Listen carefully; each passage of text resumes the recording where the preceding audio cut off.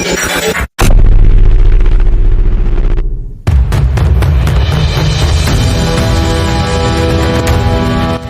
balik kejayaan Majapahit, ada satu nama yang lebih ditakuti musuh daripada ribuan pasukan perang. Ia bukan raja, bukan pula seorang pangeran, namun kekuasaannya menggetarkan Nusantara. Namanya disebut dengan rasa hormat dan juga ketakutan. Dialah Gajah Mada, dan sumpahnya akan mengubah sejarah Indonesia selamanya. Selamat datang di Jejak Epik Nusantara. Hari ini kita akan menelusuri kisah sang Mahapatih legendaris yang ambisinya menyatukan sebuah benua. Asal-usul Gajah Mada masih diselimuti misteri tebal. Tidak ada yang tahu pasti apakah ia lahir dari keluarga bangsawan yang terpandang atau dari kalangan rakyat biasa. Catatan sejarah seolah sengaja mengaburkan jejak awalnya. Namun satu hal yang pasti, ia tidak naik ke puncak kekuasaan karena darah biru, melainkan karena kemampuan, kecerdasan, dan keberanian yang tak tertandingi.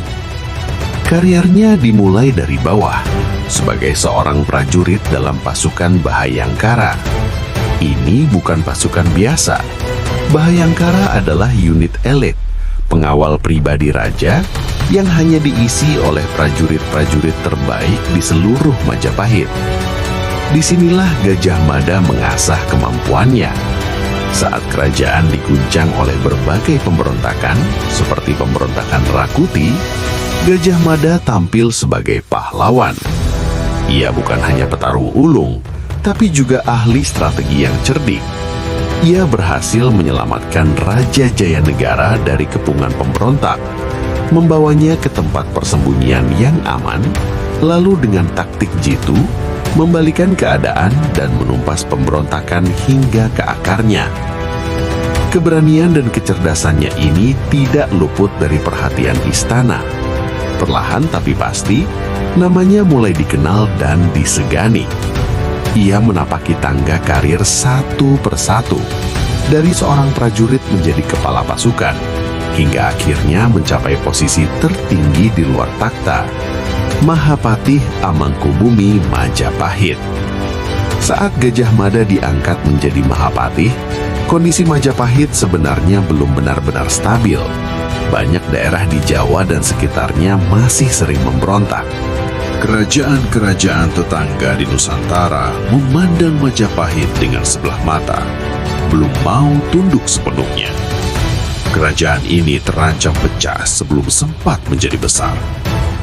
Di kalangan istana, suasana penuh dengan keraguan. Para bangsawan cemas, para pejabat takut mengambil resiko. Mereka hanya ingin mempertahankan apa yang sudah ada. Namun, Gajah Mada memiliki pandangan yang sama sekali berbeda. Baginya, bertahan saja tidak cukup. Ia tidak ingin Majapahit hanya menjadi salah satu kerajaan di antara banyak kerajaan lain. Visinya jauh lebih besar. Ia ingin Majapahit menjadi satu-satunya penguasa yang mempersatukan seluruh Nusantara di bawah pancinya. Maka, pada suatu momen yang akan tercatat selamanya dalam sejarah, di hadapan Ratu Tribhuwana Tunggadewi dan seluruh pejabat tinggi istana, Gajah Mada berdiri tegak. Dengan suara yang menggelegar dan penuh keyakinan, ia mengucapkan sebuah sumpah yang mengejutkan seluruh kerajaan. Sumpah yang kemudian dikenal sebagai Sumpah Palapa. Ia bersumpah tidak akan menikmati Amuktipalapa, sebuah simbol kenikmatan duniawi dan kemewahan sebelum ia berhasil menyatukan seluruh Nusantara. Gurun, Seram, Tanjung Pura, Haru, Pahang, Dompo, Bali, Sunda, Palembang, Tumasik, semua nama itu ia sebutkan sebagai target penaklukannya. Reaksi di istana beragam. Banyak bangsawan yang menertawakannya secara diam-diam. Mereka menganggapnya sumpahnya itu hanyalah omong kosong seorang yang haus kekuasaan. Sebagian lagi menganggapnya gila, sebuah ambisi yang mustahil untuk diwujudkan. Namun, Gajah Mada tidak goyah. Sumpah itu bukan sekadar janji kosong. Itu adalah deklarasi perang terhadap seluruh dunia saat itu. Ia mempertaruhkan seluruh hidup dan kehormatannya pada sumpah tersebut. Setelah Sumpah Palapa diucapkan, mesin perang dan diplomasi Majapahit bergerak tanpa henti. Di bawah komando Gajah Mada, ekspedisi militer dilancarkan ke berbagai penjuru. Satu persatu, kerajaan-kerajaan besar dan kecil mulai takluk. Bali dengan perlawanan yang sengit akhirnya berhasil ditundukkan. Lombok, Palembang, Jambi, hingga wilayah-wilayah di semenanjung Malaya dan Kalimantan, semua mengakui kedaulatan Majapahit. Namun Gajah Mada tidak selalu mengandalkan kekuatan pedang dan tombak.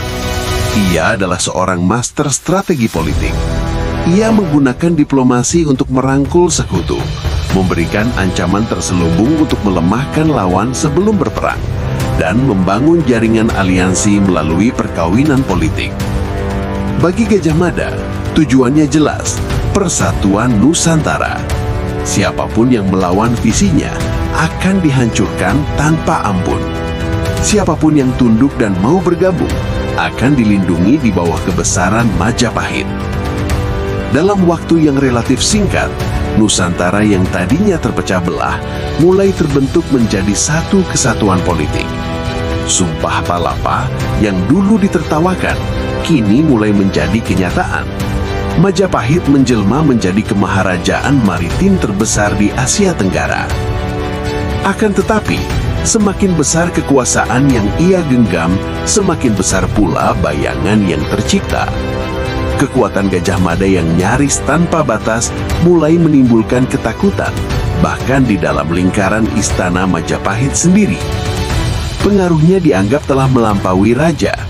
Banyak bangsawan yang iri dengan pencapaiannya. Banyak pejabat yang merasa terancam oleh ketegasannya. Mereka mulai berbisik-bisik, menanam benih-benih kecurigaan, menunggu satu kesalahan kecil dari Sang Mahapati. Dan puncak dari semua ketegangan ini terjadi dalam sebuah peristiwa yang sangat tragis, yang akan menjadi noda hitam dalam sejarah gemilang Majapahit, Perang Bubat. Peristiwa ini bermula dari niat Raja Hayam Wuruk untuk mempersunting Dyah Pitaloka Citraresmi, putri dari Kerajaan Sunda. Rombongan Kerajaan Sunda datang ke Majapahit untuk melangsungkan pernikahan, sebuah misi damai yang seharusnya menyatukan dua kerajaan besar di tanah Jawa. Namun, Gajah Mada melihatnya dari sudut pandang yang berbeda. Baginya, kedatangan Kerajaan Sunda bukan sebagai tamu yang setara, melainkan sebagai tanda penyerahan diri. Tentu saja, permintaan ini dianggap sebagai penghinaan besar oleh pihak Kerajaan Sunda. Harga diri mereka terluka. Pertempuran pun tak terhindarkan. Di lapangan Bubat, rombongan Kerajaan Sunda yang jumlahnya jauh lebih kecil bertempur habis-habisan hingga titik darah penghabisan. Mereka memilih gugur demi kehormatan daripada harus tunduk pada penghinaan. Perang Bubat adalah sebuah kemenangan pahit bagi Majapahit. Secara militer mereka menang, namun secara moral dan kehormatan kerajaan tercoreng. Peristiwa ini menimbulkan duka mendalam bagi Raja Hayam Wuruk dan merusak citra Gajah Mada di mata banyak orang. Sang Mahapatih yang dulu dipuja kini dianggap sebagai penyebab tragedi. Dukungan politik terhadapnya mulai terkikis. Setelah Perang Bubat, karier Gajah Mada meredup. Ia perlahan-lahan mengundurkan diri dari panggung politik yang telah ia dominasi selama puluhan tahun. Dan tak lama kemudian, namanya menghilang begitu saja dari catatan sejarah. Tidak ada yang tahu pasti bagaimana akhir hidupnya. Tidak ada catatan mengenai makamnya. Tidak ada kisah kematian yang jelas. Seorang tokoh sebesar Gajah Mada yang membangun sebuah kemaharajaan lenyap dari sejarah dalam kesunyian yang misterius. Gajah Mada bukanlah seorang pahlawan tanpa celah. Ia sangat ambisius. Ia bisa menjadi sangat keras dan kejam dalam mencapai tujuannya. Tragedi Bubat adalah bukti dari sisi gelap ambisinya. Namun, tidak bisa dipungkiri, tanpa visi dan tekadnya yang membajak, konsep Nusantara yang bersatu mungkin tidak akan pernah ada. Sumpah Palapa bukan sekedar cerita dongeng dari masa lalu. Ia adalah simbol abadi tentang sebuah tekad, sebuah visi besar, dan pengingat bahwa persatuan adalah sesuatu yang harus diperjuangkan dengan pengorbanan. Dan jejak dari sumpahnya itu, jejak dari ambisinya yang menyatukan ribuan pulau, masih bisa kita rasakan hingga hari ini dalam bentuk negara kesatuan kita, Indonesia. Terima kasih sudah menyaksikan Jejak Epik Nusantara. Jika kamu suka dengan kisah-kisah besar dari sejarah kita, jangan lupa subscribe, karena sejarah bangsa yang besar tak boleh dilupakan. Sampai jumpa di episode berikutnya.